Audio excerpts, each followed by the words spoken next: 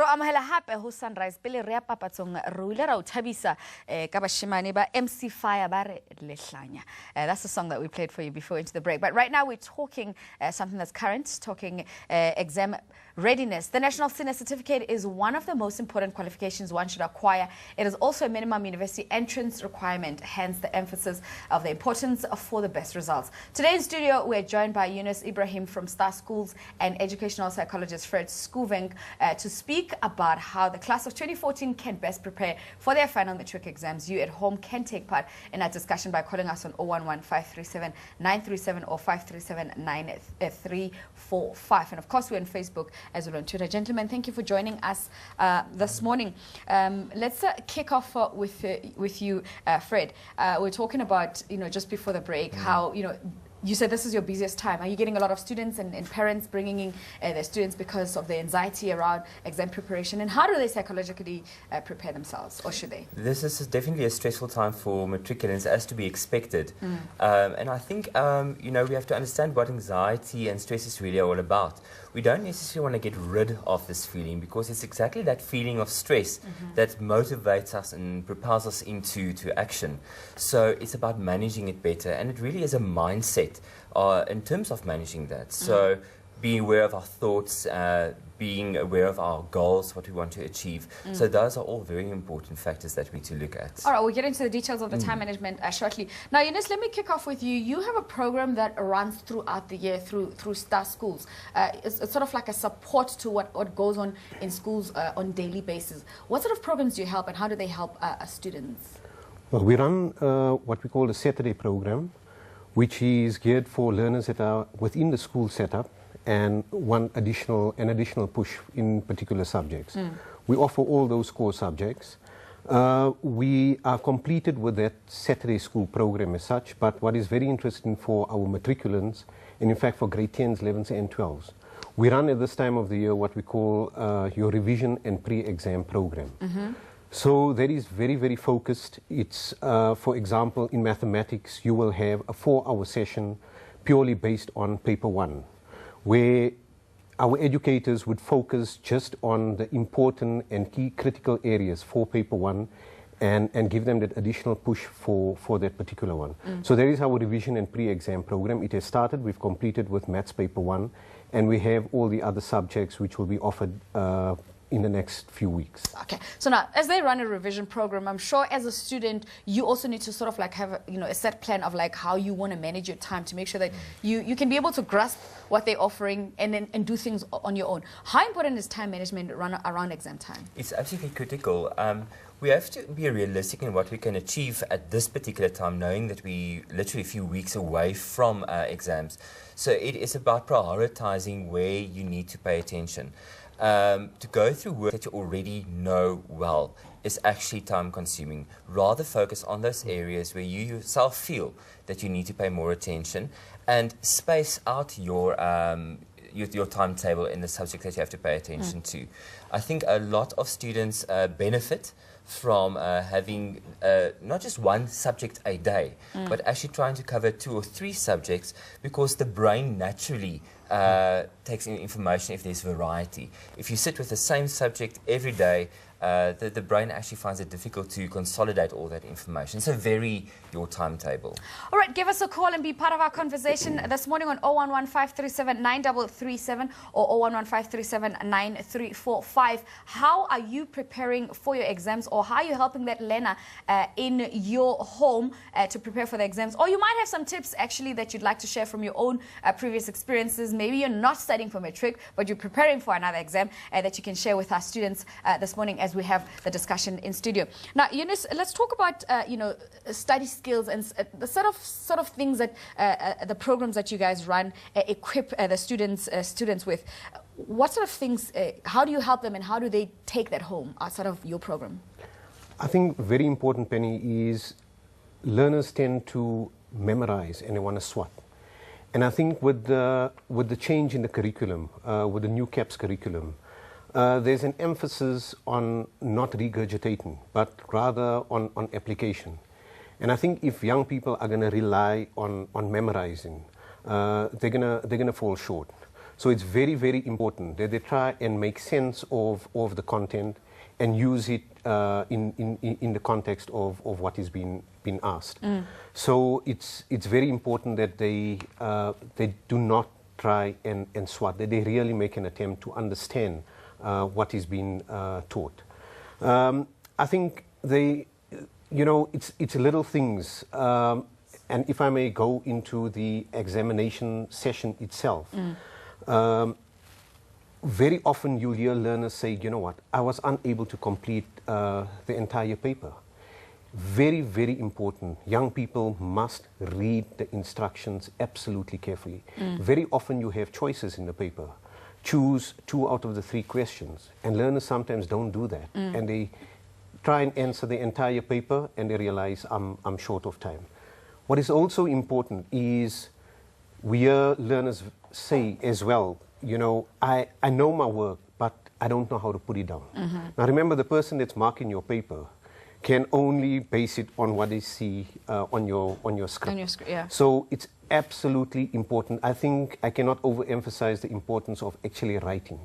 So it's fine knowing your work, but I think during practice, you need to be able to take that and actually put it down on paper to make sure you can actually write down what you think is important, because that's all the examiner has to give you your marks. All right, let's take some comments from some of our viewers on our Facebook messages as well.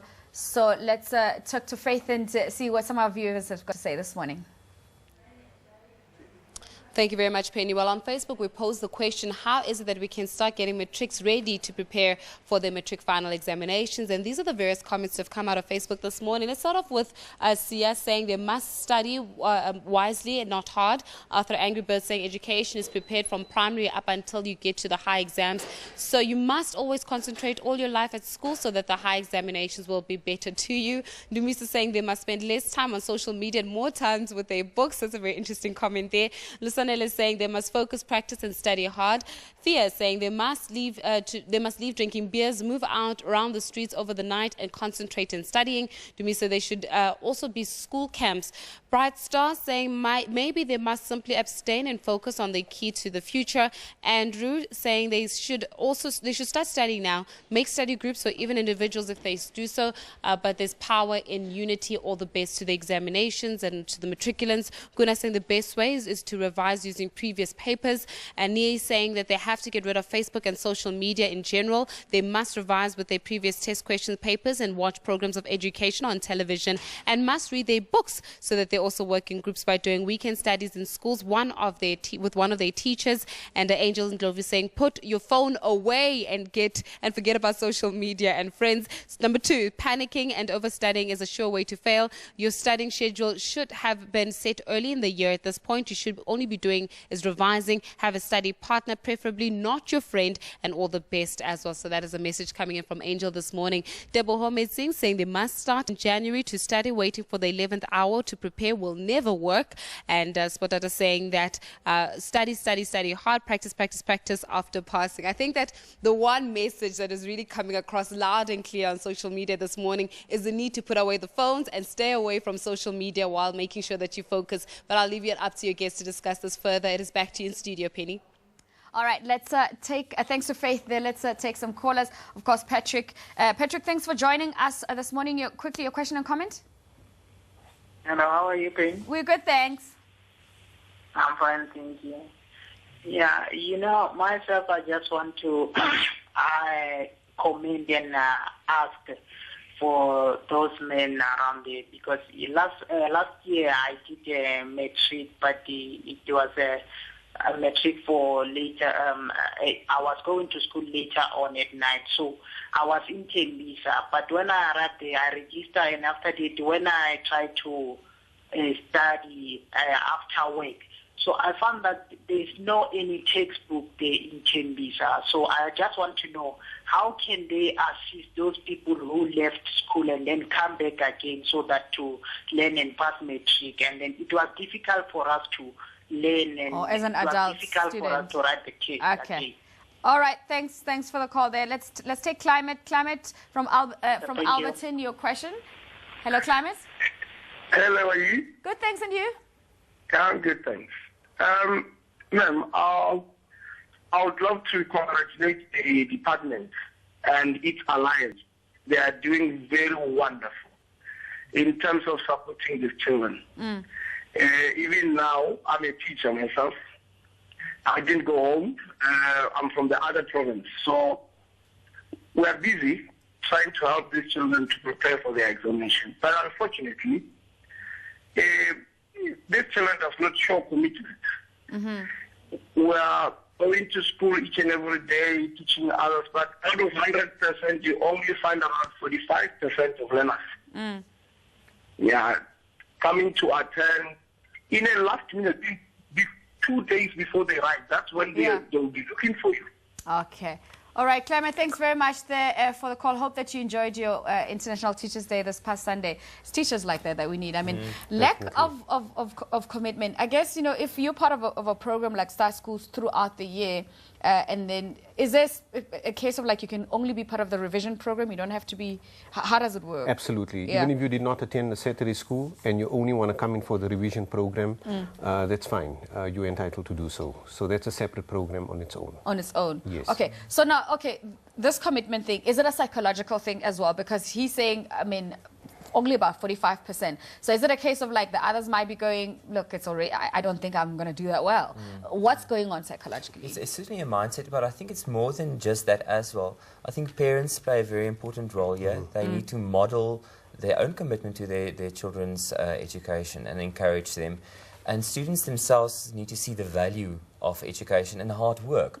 Because if you think about a matric exam, what is it really? It's to demonstrate, to showcase what you have learned throughout the year. And that requires hard work. If you haven't done that, the outcome will probably be some stress and anxiety. So in terms of commitment, I think that comes from very often. A lot of teachers are committed, and this comment that the teacher has made is a very common one that we hear. Okay.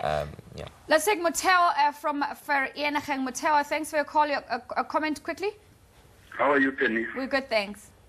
I'm good. Look, I'm just listening to your discussions in the studio, and I hear people saying the kids need to put the phones away.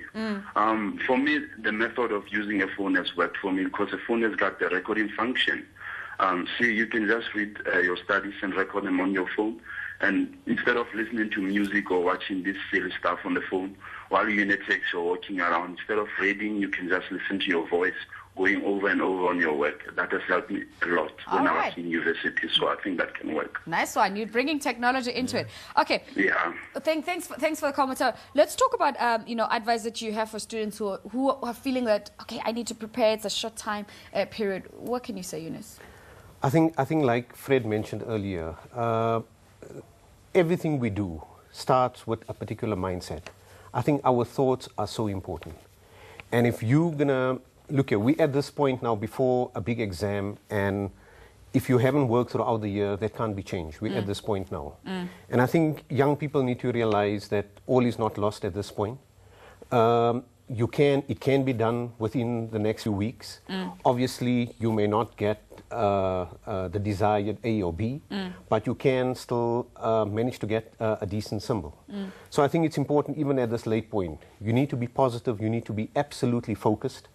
And if you take in a subject like mathematics, remember the papers are set in such a way that it will allow everyone a fair chance.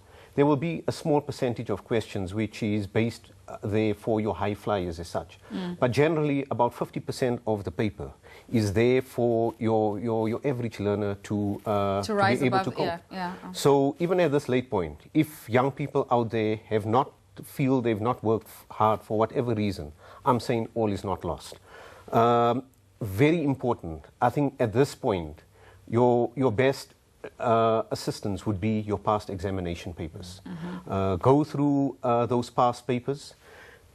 If you can if a paper is a 3-hour paper, actually sit for a full 3 hours and do that answer that paper as if you would be writing it under exam conditions. Okay. Take the memo, see how you fared, and at this point, I think working through past papers would be your best assistance. Right, let's take Karabo from Gauteng. Karabo, hello? Hello. Yes. I have a question.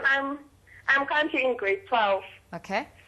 So my question is, how do you prevent mental breakdown, especially if you've studied hard throughout the year? With these final weeks, especially now that I'm not going to school, how do I study but not hard?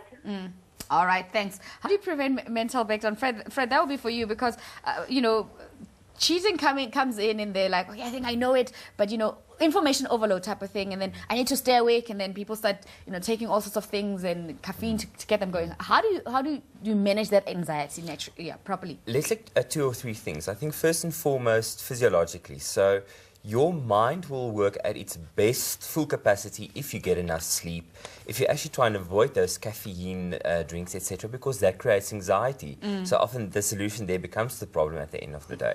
And then from a mental point of view, look at your thoughts. I think a lot of matriculants feel like this final exam, it's something I've never done before. It is very, very strange. But remind yourself, you've actually gone through a lot of exams beforehand. Yeah, and the revision papers that he was talking about, exactly I'm sure they can help you in timing it exactly. Yeah. Exactly. You know, and the structure of the exam paper isn't all that different from prelims, etc. So focus on your past successes and keep that mindset, as opposed to telling you that this is a very, very, very new ball game, because that will create the anxiety. And I also think that it's important that learners connect with their friends, that there are time to talk about the studies where you know, they're also not sure, and get that feedback from friends and from teachers alike. Okay. Finally, family. What role can family play, Eunice? I think parents are vital here. Parents need to realize that this is an important part of the learner's life.